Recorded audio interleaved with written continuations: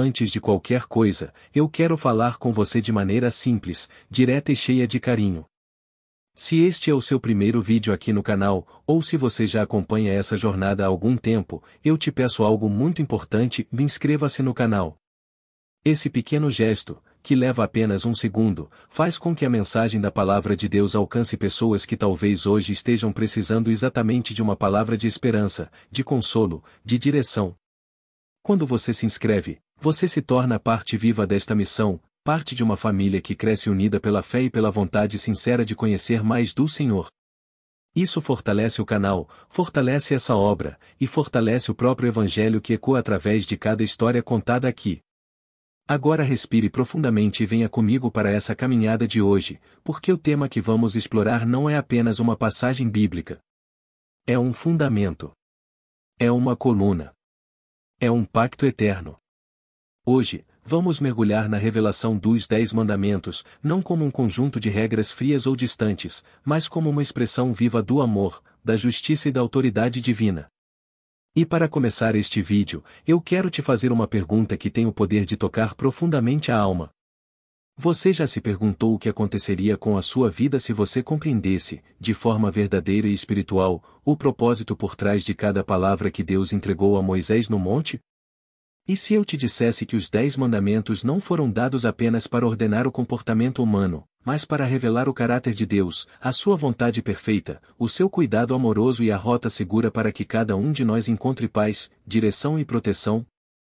E se eu te dissesse que muitos conhecem os mandamentos, mas poucos compreendem a profundidade espiritual que existe em cada um deles, a ponto de transformar sua maneira de viver, pensar e se relacionar com o próprio Criador?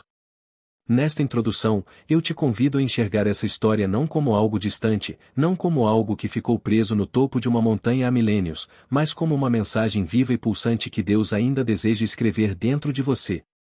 Há um segredo espiritual que poucos percebem: em cada um desses mandamentos não aponta apenas para o que não devemos fazer, mas ilumina quem devemos ser. Eles mostram o caminho da liberdade, da aliança, da maturidade espiritual e de um relacionamento íntimo com o Senhor. Ao longo deste vídeo, você vai entender por que Deus escolheu aquele momento exato da história para revelar sua lei. Vai descobrir como a experiência de Moisés no monte fala diretamente com as suas decisões, com as suas lutas, com os seus medos e com as áreas da sua vida que mais precisam de luz. Vai perceber como esses mandamentos, tão antigos e tão sagrados, ainda têm o poder de restaurar famílias, curar corações e trazer clareza para tempos confusos como os que vivemos hoje.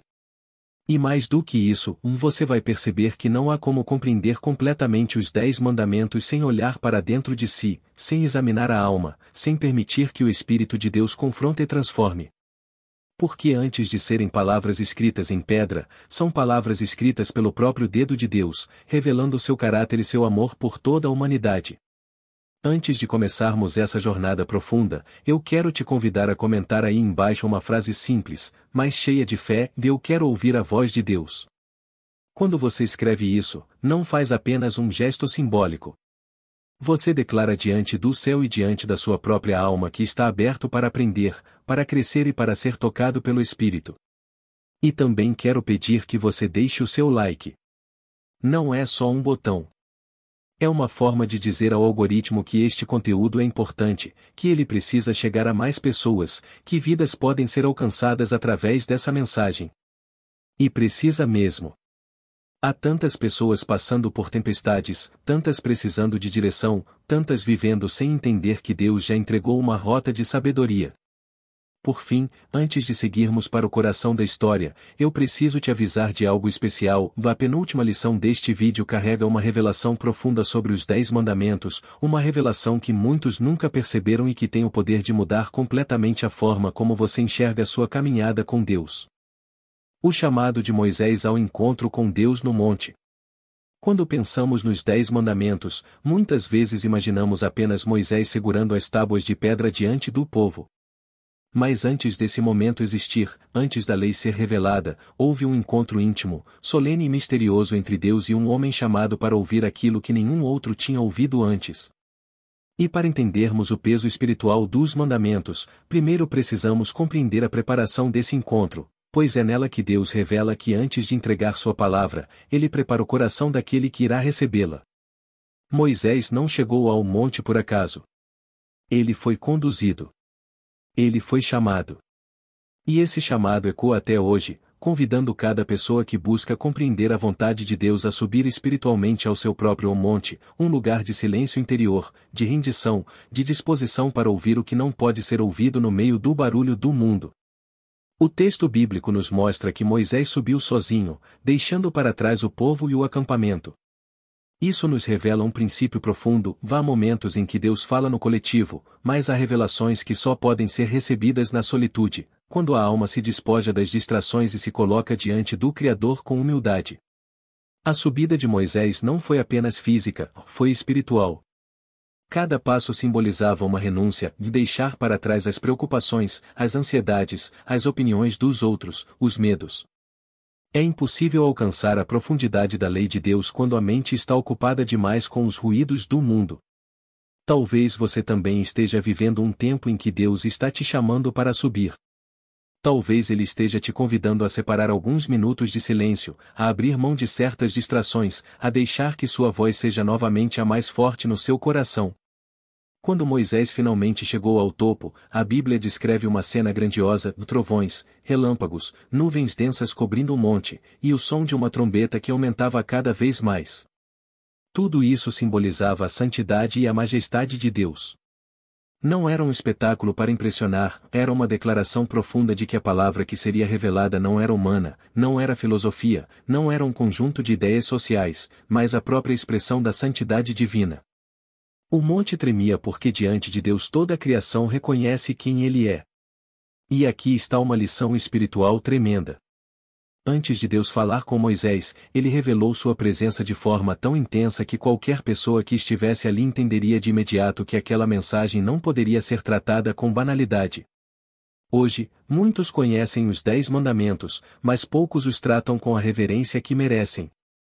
Vivemos em tempos em que valores são relativizados, princípios são flexibilizados, e a verdade se torna uma questão de opinião. Mas a cena do monte nos lembra que a lei de Deus não muda, não se desgasta, não perde o valor. Ela vem da eternidade e permanece para sempre. Enquanto Moisés permanecia ali, cercado pela glória divina, Deus o preparava internamente. Antes de escrever nas tábuas de pedra, Deus escrevia no coração daquele servo. Ele moldava sua força, sua paciência, sua fé, sua capacidade de liderar um povo que ainda precisava aprender a obedecer e confiar. E da mesma forma, antes que a palavra de Deus transforme nossa vida por fora, ela precisa transformar por dentro. Não basta saber os mandamentos, é preciso permitir que eles encontrem espaço no íntimo do nosso ser. Essa preparação de Moisés nos ensina que todo encontro verdadeiro com Deus exige 3 atitudes: silêncio interior, disposição para ouvir e reverência diante daquilo que Ele revela. Talvez, ao assistir a este vídeo, você também esteja num momento em que Deus quer te preparar para algo maior. Talvez Ele esteja te chamando a subir, a buscar mais profundamente, a se afastar por alguns instantes das distrações para que Ele possa falar ao seu coração. E enquanto Moisés estava ali, em meio à nuvem e ao som do céu, Deus começava a revelar não apenas mandamentos, mas princípios eternos que seriam a base da identidade espiritual do seu povo. E é justamente para essa revelação que seguiremos a partir do próximo bloco, entendendo não apenas o que Deus disse, mas por que Ele disse, e como isso transforma a vida de quem escolhe ouvir e obedecer. A revelação do caráter de Deus antes dos mandamentos. Antes que qualquer palavra fosse escrita nas tábuas de pedra, algo muito mais profundo aconteceu no monte, e Deus revelou quem Ele é. E isso é extraordinário, porque mostra que os mandamentos não nasceram como ordens secas, mas como reflexo direto do caráter do próprio Criador. Antes de dizer o que seu povo deveria fazer, Deus mostrou quem Ele era. Antes de exigir obediência, Ele apresentou sua identidade. Isso muda absolutamente tudo na compreensão espiritual dos 10 mandamentos. Quando Deus fala com Moisés, a primeira declaração não é sobre regras, proibições ou limites. A primeira declaração é sobre relacionamento. Ele diz que é o Deus que tirou o povo da terra da escravidão, o Deus que libertou, o Deus que levantou seu povo com mão forte e braço estendido. Ou seja, a lei não nasce da imposição, mas da libertação. Não nasce da cobrança, mas do amor. Para Deus, obediência não é controle, é resposta ao cuidado divino. Isso nos mostra que os mandamentos só podem ser verdadeiramente compreendidos quando antes entendemos o coração daquele que os entregou. É impressionante perceber que Deus não deu os mandamentos para transformar o povo em escravo de regras, mas para impedir que eles voltassem à escravidão do pecado. Assim como tirou Israel do Egito, ele também queria tirá-los de atitudes, comportamentos e caminhos que destruíam sua liberdade interior. Muitos pensam que a lei aprisiona, quando na verdade ela protege. É como cercar um jardim para impedir que ladrões entrem. O objetivo não é limitar quem está dentro, é guardar o que é precioso. E o que era precioso ali? Um povo chamado para ser santo, separado, diferente, luz para as nações. Quando olhamos para essa revelação inicial, entendemos que Deus estava dizendo algo poderoso: tudo o que ele pediria a seguir não seria para tirar alegria, mas para preservá-la, ou não seria para roubar liberdade, mas para garantir que ela não fosse perdida novamente, ou não seria para endurecer a vida, mas para abençoá-la de forma profunda. Quem enxerga os mandamentos apenas como regras perde completamente a beleza espiritual por trás deles. Mas quem os vê como reflexo da natureza divina começa a percebê-los como expressões do amor mais puro que existe. Moisés, naquele ambiente carregado da glória divina, foi o primeiro a entender isso. Antes mesmo de Deus escrever na pedra, ele escrevia na consciência e na emoção daquele servo que seu povo precisava conhecer quem ele era, um Deus de proximidade, de proteção, de justiça, de fidelidade. Cada mandamento é uma resposta à pergunta mais essencial da vida espiritual: quem é Deus? E ao compreender isso, o coração começa a se voltar para a obediência não como obrigação, mas como privilégio. E aqui está uma reflexão que toca profundamente a vida de qualquer pessoa que busca compreender a vontade divina. Não basta conhecer o que Deus diz, é preciso conhecer o Deus que diz.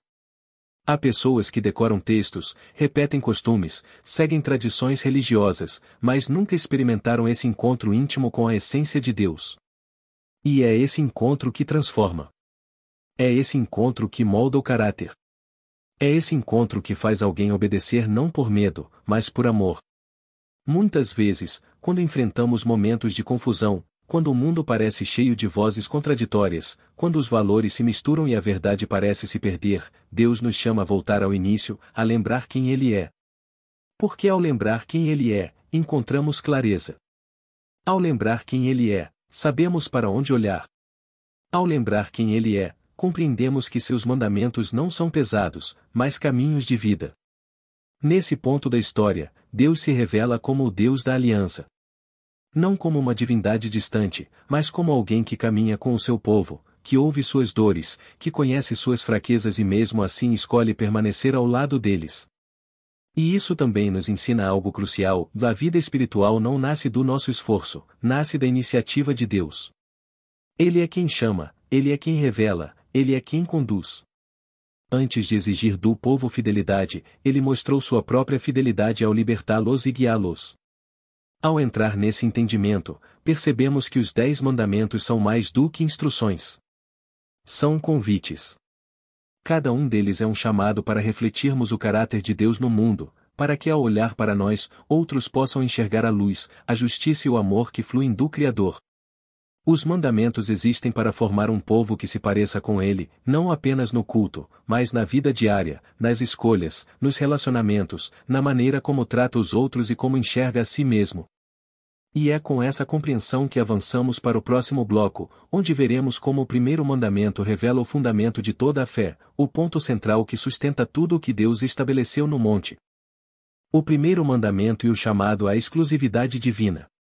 Quando chegamos ao primeiro mandamento, percebemos que Deus não começa tratando de comportamento, atitudes externas ou práticas religiosas. Ele começa tratando do coração. Começa pelo centro da fé, pela base que sustenta todas as outras áreas da vida espiritual. O primeiro mandamento é o eixo de toda a lei, o fundamento sobre o qual tudo o que virá depois precisa se apoiar. E seu significado vai muito além de simplesmente reconhecer Deus como soberano. Ele é um convite profundo à exclusividade, à entrega total, à centralidade absoluta do Criador na vida humana. Ao dizer que seu povo não deveria ter outros deuses, Deus estava apontando para um dos maiores conflitos espirituais da humanidade e a tendência constante de dividir o coração. Os israelitas vinham do Egito, uma terra repleta de imagens, símbolos, rituais e divindades. Eles estavam culturalmente marcados por práticas que misturavam espiritualidade com superstição e religiosidade com medo. Deus sabia que, mesmo livres fisicamente, ainda carregavam dentro deles resquícios de uma mentalidade que precisava ser purificada. Por isso, o primeiro mandamento é um chamado para que o povo deixe de lado as lealdades divididas e se entregue por completo ao único Deus que os libertou. Esse mandamento fala profundamente com a nossa realidade atual. Embora hoje não adoremos estátuas de pedra ou ídolos de metal como nas antigas civilizações, ainda carregamos outros tipos de ídolos, mais sutis e perigosos. Ídolos que ocupam o lugar de Deus sem que percebamos. O poder, o dinheiro, a imagem pessoal, a aprovação dos outros, o sucesso, relacionamentos, prazeres, vícios, distrações. Tudo aquilo que domina nossos pensamentos, emoções e prioridades, tudo aquilo que guia nossas decisões mais do que a vontade divina, já se tornou um falso Deus para nós. O coração humano nunca fica vazio, ele sempre se volta para algo. E Deus, ao entregar o primeiro mandamento, estava mostrando que somente Ele pode ocupar esse lugar sem destruir o ser humano. O chamado à exclusividade divina é também um chamado à liberdade emocional e espiritual. Porque quando o coração se entrega a outros deuses, ele se torna escravo. Escravo da ansiedade, do medo, da comparação, do desejo de controlar tudo, da necessidade constante de reconhecimento. Quando Deus pede exclusividade, Ele está libertando a alma das correntes invisíveis que muitas vezes aprisionam a vida. Ele sabe que somente quando Ele está no centro, tudo ao redor encontra equilíbrio. Imagine por um momento Moisés ouvindo essas palavras no topo do monte. Após testemunhar a grandeza e a majestade de Deus, após ver o poder do Criador se manifestando de forma tão intensa, ele compreendia que aquele mandamento não era apenas uma instrução, mas uma revelação. Deus estava dizendo que a verdadeira vida só pode ser vivida quando ele ocupa o lugar mais alto no coração humano. Sem isso, tudo perde o sentido. A fé se torna ritual. A espiritualidade se torna costume. A vida se torna confusa e instável. E o mais impressionante é que esse mandamento não fala apenas sobre colocar Deus acima das outras coisas, mas sobre expulsar do coração tudo o que tenta competir com ele. É uma convocação à sinceridade espiritual. É Deus nos dizendo para parar de alimentar aquilo que nos afasta dele, para deixar de confiar em forças humanas, para abandonar expectativas ilusórias e correr para os seus braços como única fonte verdadeira de segurança e direção. Quando compreendemos isso, entendemos por que esse mandamento veio antes de todos os outros. Porque sem a exclusividade divina, não há obediência verdadeira. Sem a exclusividade divina, os mandamentos se tornam apenas regras. Sem a exclusividade divina, o relacionamento com Deus se torna superficial. Mas quando o coração se volta totalmente para o Senhor, obedecer deixa de ser difícil e passa a ser natural. A alma encontra descanso, clareza e propósito. Talvez hoje você esteja percebendo que algumas áreas da sua vida têm tomado o lugar que pertence a Deus. Talvez tenha confiado demais em suas próprias forças, em suas emoções, em seus planos, e pouco na voz do Criador. Talvez o seu coração tenha se dividido entre muitas coisas, e agora Deus te chama, assim como chamou o povo no deserto, para voltar ao centro. Para lembrar que existe apenas um Deus que te libertou, que te sustenta, que te guia e que deseja escrever sua vontade dentro de você. E à medida que avançamos para o próximo bloco, vamos perceber como cada mandamento nasce dessa mesma essência. Vamos aprofundar o entendimento sobre a adoração verdadeira e o impacto que ela tem na formação do caráter espiritual. A verdadeira adoração e o perigo dos ídolos invisíveis. Quando seguimos para o segundo mandamento, percebemos que Deus continua tratando diretamente da relação do ser humano com Ele, não através de regras externas, mas através de princípios espirituais que moldam o coração. Se o primeiro mandamento nos chama à exclusividade divina, o segundo nos mostra que essa exclusividade deve ser protegida de qualquer forma de distorção ou substituição. Ele não fala apenas sobre não fazer imagens esculpidas, fala sobre não tentar reduzir Deus a algo que nossos olhos possam controlar, manipular ou limitar. Naquela época, as nações ao redor de Israel eram marcadas por religiões repletas de esculturas, estátuas, objetos de culto e representações visíveis de suas divindades. Era comum que cada povo criasse imagens que simbolizavam aquilo que acreditavam ser o seu Deus. Mas Deus, ao dar o segundo mandamento, fez algo completamente diferente. Ele quebrou a lógica humana. Ele disse que ninguém deveria tentar representá-lo através de formas, figuras ou objetos. Isso porque Deus sabia que qualquer tentativa de retratá-lo faria com que sua grandeza fosse diminuída ao tamanho da imaginação humana. O Criador do universo não pode ser reduzido ao formato de uma pedra ou de um pedaço de metal. Mas o que muitos não percebem é que esse mandamento vai além da proibição física. Ele fala principalmente dos ídolos invisíveis que criamos dentro da mente e do coração. Muitas vezes, não esculpimos imagens com as mãos, mas esculpimos ideias distorcidas sobre Deus. Criamos, sem perceber, versões de Deus que se encaixam nos nossos desejos, nas nossas preferências, nos nossos limites emocionais. Versões que dizem o que queremos ouvir, que aprovam nossas escolhas erradas, que se adaptam ao nosso estilo de vida. E isso, espiritualmente, se torna tão idólatra quanto ajoelhar-se diante de uma estátua. É comum, por exemplo, que algumas pessoas imaginem um Deus que só abençoa e nunca corrige, um Deus que só ama e nunca confronta, um Deus que apenas concede e nunca disciplina. Outras, ao contrário, criam uma imagem rígida, um Deus distante, duro, severo, impossível de agradar. Mas nenhum desses extremos é verdadeiro. Deus não é feito da nossa opinião. Ele é quem Ele é. E quando moldamos um Deus ou a nossa imagem, criamos um ídolo, mesmo que invisível. O segundo mandamento nos lembra que a verdadeira adoração nasce de reconhecer Deus como Ele realmente é, e não como gostaríamos que fosse. A verdadeira adoração exige honestidade espiritual, exige abandonar imagens mentais e emocionais que construímos ao longo da vida. Exige deixar de lado expectativas erradas, crenças distorcidas e projeções humanas que colocamos sobre o Criador. Deus não quer ser seguido como um símbolo, mas como uma presença viva. A adoração verdadeira nasce quando reconhecemos sua grandeza, sua santidade, sua justiça e seu amor em plenitude, sem tentar encaixá-lo nos limites da nossa compreensão. E aqui está algo muito profundo: quando Deus proíbe a criação de imagens, Ele está, na verdade, protegendo o relacionamento. Ele quer evitar que o ser humano se apegue ao objeto em vez de se apegar ao Deus vivo, que se prenda ao ritual em vez de se entregar ao Espírito, que transforme aquilo que é sagrado em costume vazio.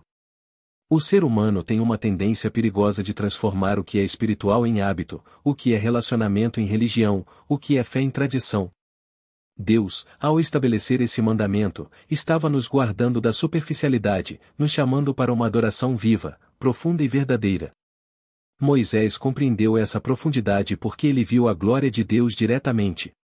Ele sabia que nenhum objeto poderia expressar aquilo que seus olhos haviam testemunhado, nenhum símbolo poderia captar a magnitude do Criador. Ele entendeu que o Deus que falava do meio da nuvem, do fogo e do trovão não podia ser representado por mãos humanas.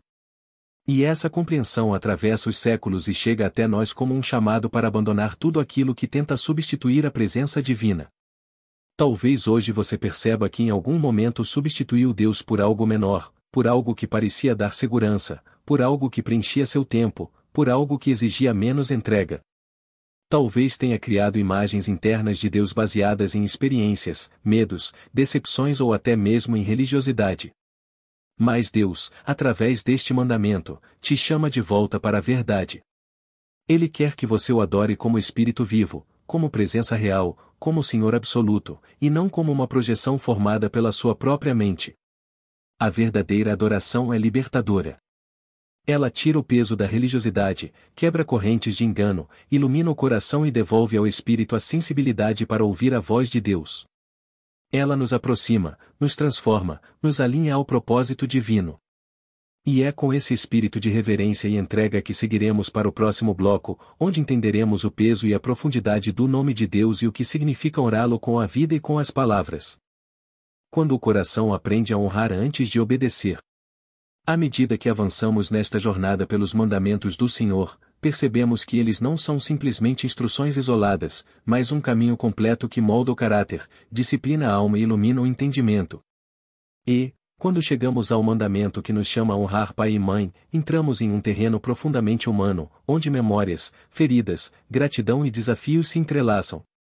Esse mandamento toca diretamente a estrutura emocional de cada pessoa, porque todos nós, de alguma forma, fomos moldados pelas mãos daqueles que vieram antes de nós ou pela ausência deles.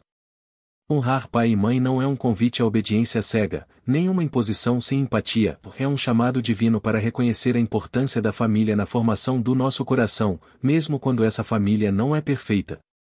Esse mandamento revela algo precioso, Deus sabe que a forma como tratamos nossas raízes influencia a maneira como caminhamos pelo mundo. Honrar não significa concordar com tudo, nem fingir que feridas não existem, significa escolher um caminho de maturidade, compaixão e responsabilidade emocional. Mesmo quando nossos pais erram, se todos erram, Deus nos chama a olhar para eles com o entendimento de que também são seres humanos, frágeis, falhos, muitas vezes marcados por dores que nunca contaram. Honrar é, antes de tudo, um exercício de humildade, porque nos lembra de que também deixaremos marcas, positivas ou negativas, nas vidas daqueles que virão depois de nós. Para muitos, esse mandamento pode despertar lembranças difíceis. Talvez a infância tenha sido marcada por ausência, violência, rejeição ou frieza emocional. Talvez você tenha crescido sem ouvir um "eu te amo", sem receber um abraço, sem sentir segurança. Se esse é o seu caso, saiba que Deus conhece a profundidade da sua história. Ele não exige que você ignore sua própria dor. Mas ele te chama para não permitir que essa dor determine a pessoa que você vai se tornar.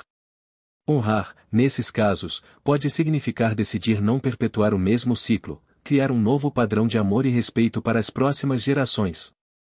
Pode significar perdoar, não para absolver o erro, mas para libertar seu próprio coração. Por outro lado, pode ser que você tenha sido abençoado com pais amorosos, que fizeram tudo o que podiam, e até o que não podiam, para te dar uma vida digna. Pais que trabalharam até tarde, que abriram mão dos próprios sonhos, que te ensinaram valores, que te acolheram nas quedas e celebraram suas vitórias. Honrar, nesse caso, é reconhecer o preço do amor silencioso, do esforço escondido, das lágrimas derramadas sem testemunhas.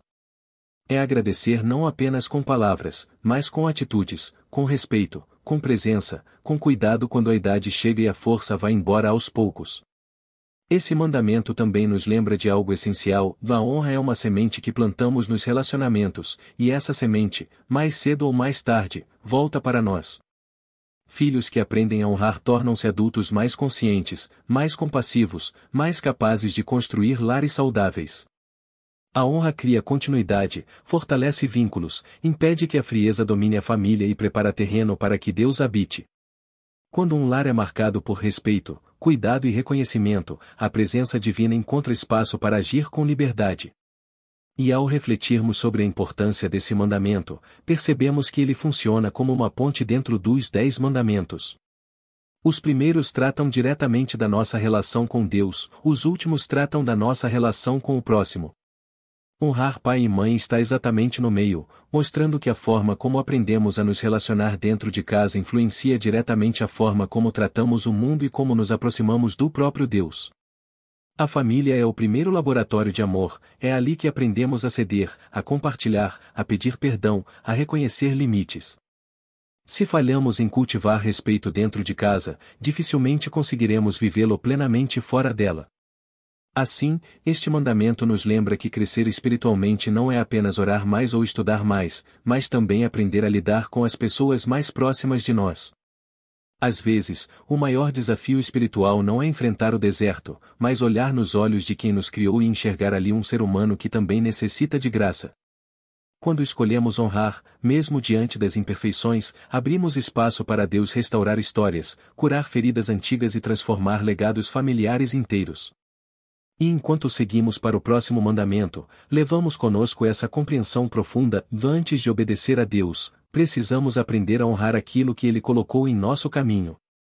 Porque a obediência verdadeira não nasce do medo, mas de um coração que entende, ama e escolhe caminhar em maturidade.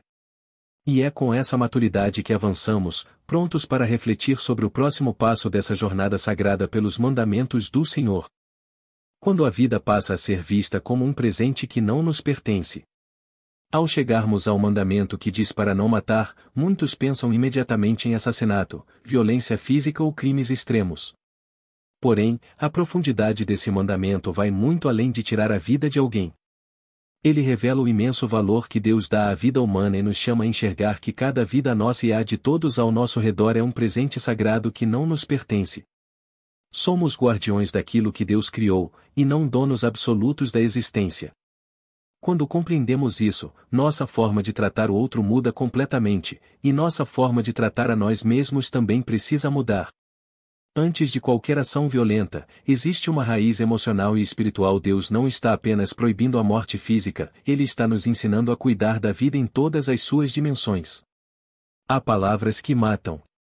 Há atitudes que ferem profundamente. Há silêncios que sufocam.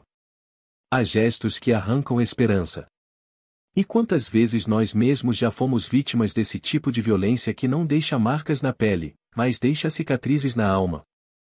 O mandamento não matar começa muito antes do ato final, começa quando decidimos não alimentar ódio, não cultivar ressentimentos, não repetir padrões destrutivos.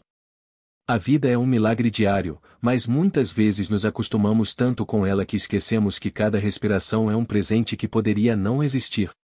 Deus nos chama a olhar para cada pessoa com a consciência de que ali há um ser criado à sua imagem. Isso inclui aquele colega difícil, aquele parente que nos provoca, aquele desconhecido que cruza o nosso caminho em um dia turbulento. Quando Deus diz não matar, Ele está dizendo: respeite a vida que eu soprei. Não destrua o que eu fiz com amor. E isso também se aplica ao cuidado com a nossa própria vida. Quantas vezes nos machucamos com escolhas ruins, hábitos prejudiciais, autocríticas destrutivas e comportamentos que sabotam a nossa existência? Sim, cuidar de nós mesmos também faz parte desse mandamento. Deus não deseja que você sobreviva por acaso, Ele deseja que você viva com propósito. E viver com propósito implica em proteger sua mente, seu corpo, seu espírito e suas emoções. Honrar a vida que Deus te deu é tão importante quanto respeitar a vida do outro. Quando pensamos nesse mandamento, também entendemos que ele se estende à forma como tratamos aqueles que estão emocionalmente feridos. Há pessoas ao nosso redor que estão vivas por fora, mas completamente apagadas por dentro. Elas caminham com o coração quebrado, com a esperança frágil, com sonhos abandonados. E muitas vezes, uma palavra nossa uma só pode ser o sopro que reacende a chama ou o vento que apaga o pouco que restava. Por isso, Deus nos chama a sermos portadores de vida. Nossas palavras podem levantar alguém. Nossos gestos podem restaurar. Nossa presença pode trazer paz. Ser instrumento de vida é escolher olhar o outro com o olhar de Cristo. Em um mundo marcado por tanta violência, não matar significa ser um agente de paz. E ser agente de paz exige esforço, renúncia e sensibilidade. Exige que aprendamos a respirar fundo quando somos provocados, que aprendamos a responder com calma quando alguém tenta nos desestabilizar, que saibamos reconhecer nossos próprios limites para não explodir sobre quem não merece. Cada vez que você escolhe a paz em vez da ira, você está orando esse mandamento. E, claro, existe também o aspecto social e espiritual dessa orientação divina. Deus nos convida a criar ambientes seguros ao nosso redor, lares onde as pessoas possam descansar emocionalmente, amizades onde haja acolhimento, comunidades onde a vida seja valorizada. Saber que a vida é sagrada muda a maneira como lidamos com tudo, com o tempo, com o corpo, com o outro, com a natureza, com a fé. Passamos a enxergar que nada é banal, tudo é um domingo. Assim, esse mandamento não é apenas uma proibição, é uma convocação. Uma convocação para enxergar a vida com reverência. Para proteger o que Deus criou. Para escolher palavras que curam. Para afastar-se de atitudes que ferem. Para perceber que cada pessoa que passa pela sua vida é uma oportunidade de honrar a criação divina. E quando aprendemos a ver a vida com essa profundidade, entendemos que o mandamento de não matar é, na verdade, um mandamento de amar. À medida que seguimos para o próximo mandamento, levamos conosco essa consciência sagrada: viver é um privilégio, e honrar a vida nossa e a do próximo é um ato de devoção ao Criador. Cada gesto de cuidado é uma prece silenciosa. Cada escolha de paz é um passo em direção ao coração de Deus. E é com esse espírito que avançamos para a próxima reflexão, prontos para continuar essa jornada transformadora pelos mandamentos do Senhor. A fidelidade como alicerce das relações diante de Deus. Quando chegamos ao mandamento que nos ordena não adulterar, percebemos imediatamente que ele toca em uma das áreas mais profundas e sensíveis da vida humana, na capacidade de manter compromissos, preservar alianças e honrar vínculos. Não se trata apenas de evitar um ato externo, mas de proteger algo sagrado criado por Deus, algo que começa no coração muito antes de se manifestar no corpo. Esse mandamento ilumina a importância da fidelidade, da integridade e do respeito mútuo, valores que sustentam não apenas o casamento, mas todas as relações humanas. O adultério não acontece de repente. Antes de qualquer queda visível, existe uma série de pequenas concessões internas. Um pensamento que não deveria ter sido alimentado. Uma fantasia que parecia inofensiva.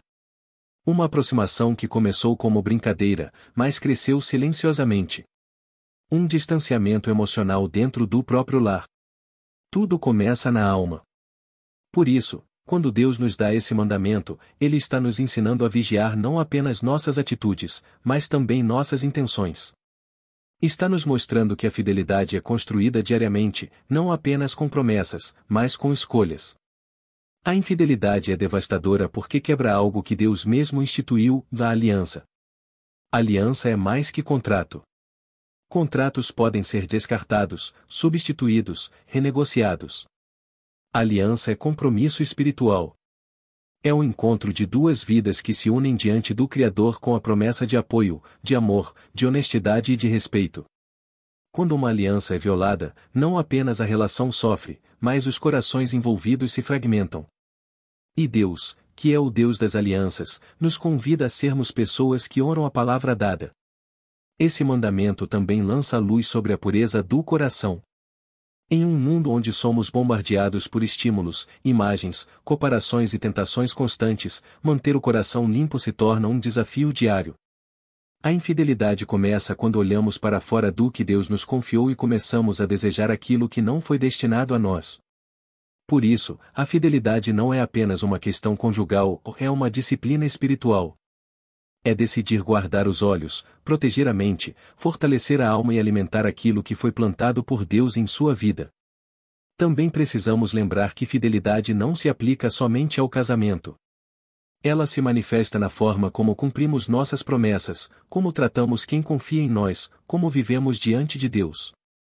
A quem esteja casado e seja fiel no papel, mas infiel no caráter, na conduta, no diálogo. A quem nunca tenha traído fisicamente, mas já traiu com palavras duras, com desprezo, com falta de cuidado, com indiferença.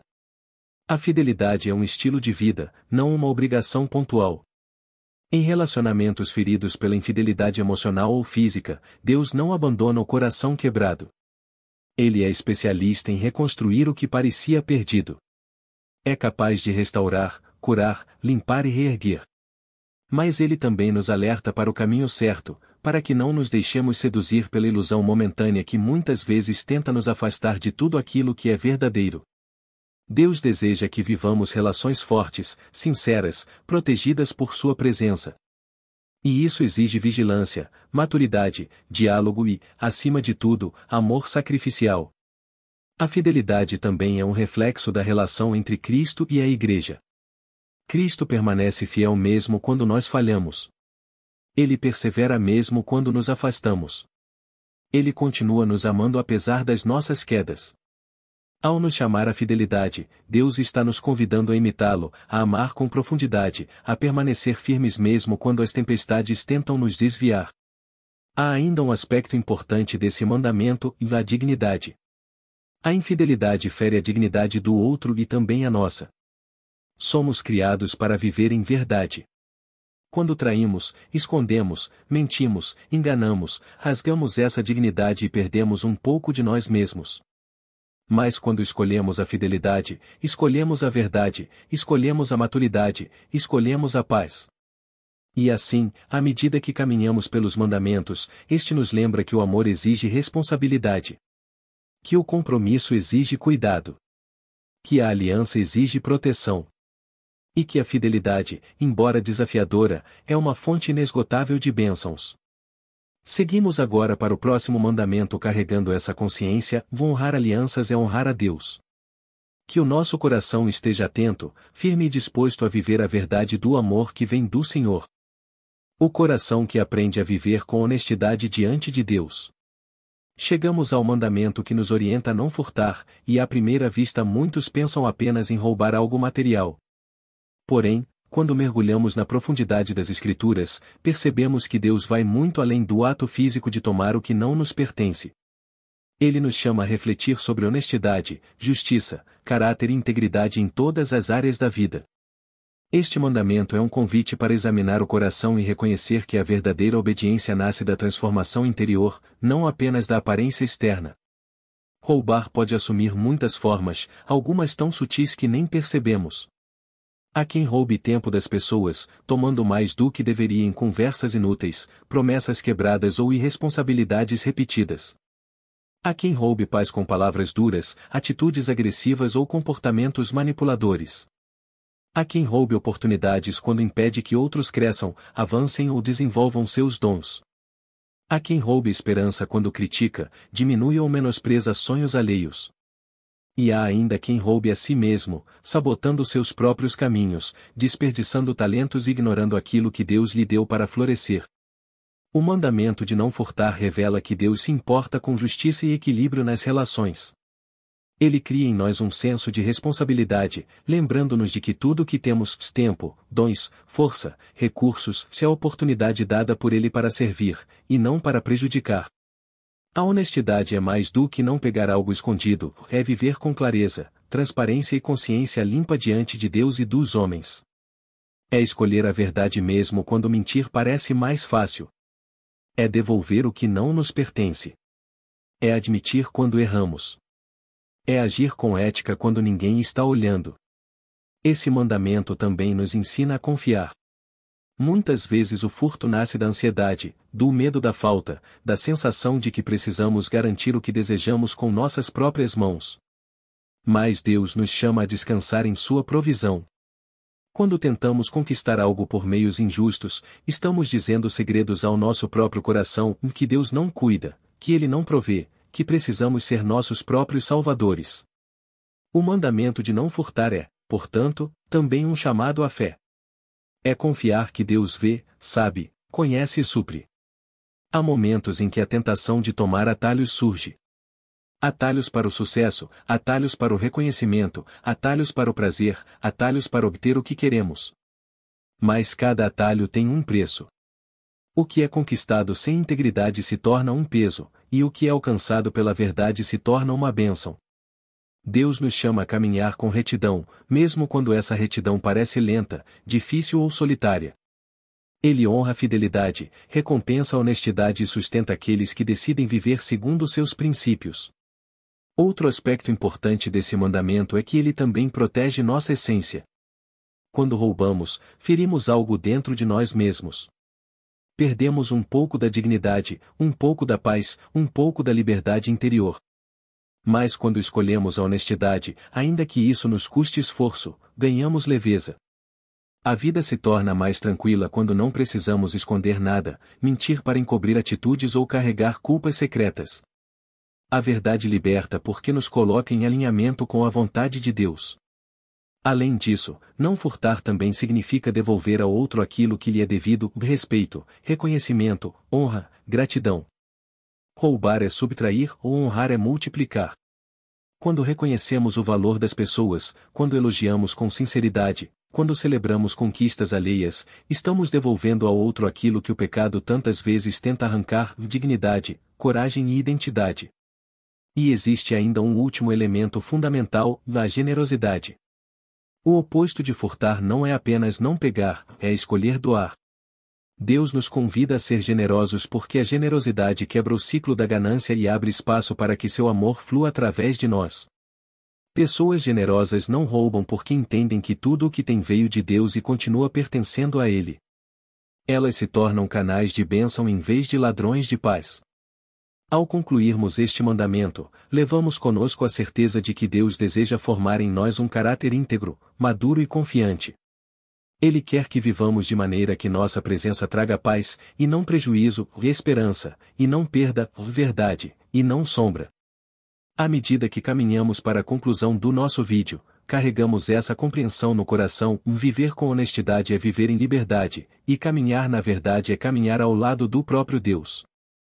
Se você chegou até aqui, quero te dizer algo com toda a sinceridade do meu coração: poucas pessoas perseveram até o fim de uma mensagem tão longa, tão profunda e tão cheia de reflexões espirituais. Isso revela algo precioso sobre você. Significa que sua alma tem sede de Deus, que existe dentro de você um desejo verdadeiro de aprender, amadurecer e crescer na presença do Senhor. Muitos começam, mas poucos continuam.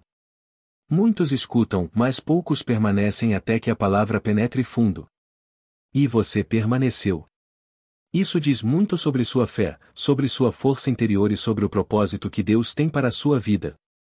Ao longo deste vídeo, caminhamos juntos pelos mandamentos do Senhor. E, mais do que regras, descobrimos que eles são caminhos de vida. São instruções cheias de amor, colocadas por Deus para nos proteger, orientar e fortalecer. Cada mandamento nos revelou um pouco mais do caráter divino e um pouco mais do que Ele deseja formar em nós. Não foi apenas uma aula bíblica. Foi um encontro. Um diálogo entre a sua alma e o coração do Criador. E se você sentiu isso em algum momento, saiba que não foi acaso. Deus fala quando encontra um coração disposto. Agora, eu quero te convidar a fazer algo simples, mas muito significativo. Escreva nos comentários uma frase de fé. Pode ser algo como: eu escolho seguir os caminhos do Senhor. Ou algo que brote espontaneamente do seu coração. Esse ato é como uma declaração pública, uma marca espiritual registrada diante do céu. É uma forma de dizer: Deus, eu ouvi a tua voz e quero viver segundo a tua vontade. Além disso, seu comentário ajuda o vídeo a alcançar mais pessoas que precisam dessa mensagem. E talvez, através da sua atitude, uma nova vida seja tocada. Também quero pedir que você compartilhe este vídeo com alguém. Pode ser um familiar, um amigo, alguém que você sabe que precisa ouvir algo do céu. Quando você compartilha a palavra, você se torna instrumento de Deus na vida de alguém. Às vezes, um simples clique se transforma em cura, em consolo, em transformação. E você pode ser essa ponte hoje. Se você ainda não está inscrito no canal, eu te convido agora mesmo a fazer parte desta família espiritual.